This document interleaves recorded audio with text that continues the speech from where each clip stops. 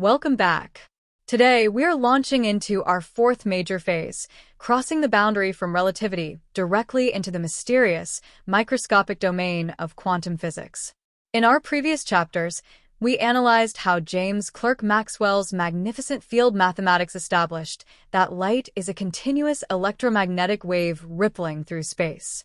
By 1900, this wave model was considered an unshakable classical law.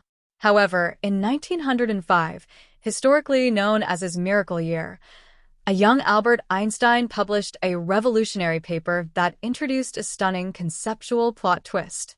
By analyzing how light interacts with metallic surfaces at the subatomic scale, Einstein proved that light can completely abandon its continuous wave nature, interacting with matter as a stream of independent, localized packets of pure energy. To mathematically define the exact energy contained within these independent packets, Einstein integrated a specialized mathematical constant introduced by Max Planck during his blackbody studies. This foundational quantum relationship is written simply as the total energy E of a single packet of light equals Planck's constant h multiplied directly by the frequency nu of the electromagnetic wave. This elegant equation acts as the absolute structural cornerstone of quantum mechanics.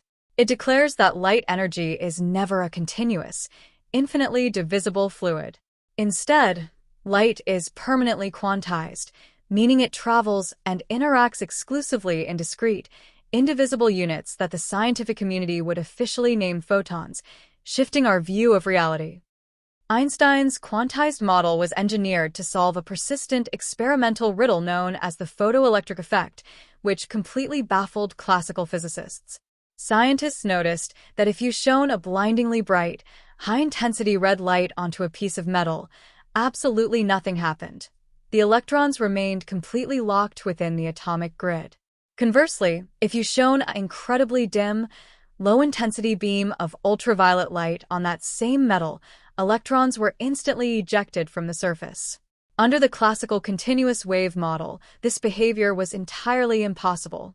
Classical wave theory dictated that a high-intensity wave would deliver a massive volume of continuous energy over time, slowly accumulating until electrons were forced out. The fact that intensity failed while frequency succeeded signaled that a deeper physical mechanism was operating. To resolve this classical paradox, Einstein proposed that the photoelectric effect is governed by a strict, one-to-one interaction between a single incoming photon and a single bound electron. An electron within a metal lattice cannot slowly absorb energy from a continuous wave front over several minutes. Instead, it experiences an instantaneous, all-or-nothing collision with an individual photon. If the incoming photon's frequency nu is too low, its individual energy payload, calculated by E equals h nu, is simply insufficient to break the electron's atomic bonds, regardless of how many billions of low-frequency photons strike the surface. It is a digital, step-like interaction that completely exposes the granular, atomic texture of the universe, proving that nature manages energy with unexpected precision. To calculate the exact velocity of these liberated electrons as they fly away from the metal surface, we utilize Einstein's Nobel Prize-winning photoelectric equation. The conservation expression is written as Kmax equals h nu minus phi. Spelled out precisely for text-to-speech, the maximum kinetic energy Kmax of the escaped electron equals the incoming photon energy, h nu minus the material work function phi.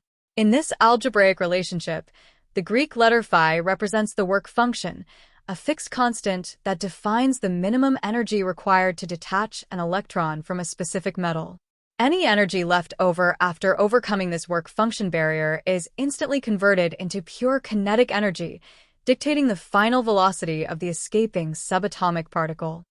This precise mathematical conservation of energy safely resurrected the particle model of light from historical exile. Einstein proved that at the subatomic scale, a photon carries linear momentum exactly like a physical object, despite possessing absolute zero rest mass. When a photon strikes an electron, it does not act like a continuous fluid wave washing over a shoreline. It collides with the electron like a rigid, localized subatomic billiard ball, transferring energy and shifting trajectories with perfect geometric precision.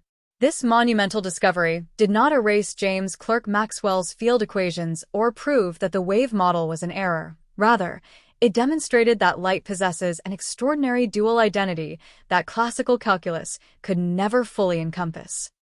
To keep our quantum framework completely correct and grounded, we must emphasize that this particle-like behavior does not mean light is made of classical hard marbles. The photon remains a quantum entity. If you look closely at the energy equation, E equals h nu, the energy of the particle is dictated entirely by its wave frequency, nu. This means that the particle properties of light are inextricably linked to its wave properties. You cannot separate the photon from the frequency. Einstein's model did not replace waves with particles. It revealed a deep structural tension where light utilizes both descriptions simultaneously to interact with the universe, establishing a reliable, grounded framework for studying the subatomic structure of radiation. From our perspective as quantum physics enthusiasts, we see Einstein's Miracle Year paper as the true spark that ignited the entire modern quantum revolution. While Max Planck introduced quantization as a temporary mathematical patch to fix blackbody radiation, Einstein was the first to declare that quantization was a fundamental, physical property of light itself. This bold assertion provided the essential mechanism that allowed Niels Bohr to construct his quantized atomic models, linking electron orbital transitions directly to the absorption and emission of these localized photons. Light's granular nature transformed physics from a science of continuous smooth fields into a science of discrete, predictable probabilities, forever changing how humanity maps the underlying architecture of nature. We have mastered the subatomic mechanics of the photoelectric effect, analyzed the Planck-Einstein relation, and explored how light collides with matter, like a rigid billiard ball. This concludes our 12th chapter, marking our successful entry into the quantum phase of our massive 20-part epic documentary series. Now that we have seen how light acts like a stream of independent bullets under the right experimental conditions, we must confront the ultimate paradox. In our next episode, we will revisit the double-slit experiment, firing these single photons one at a time to see how individual particles can mysteriously interfere with themselves. Hit that subscribe button right now, turn on your notifications, and prepare your mind, because the quantum mystery is about to deepen.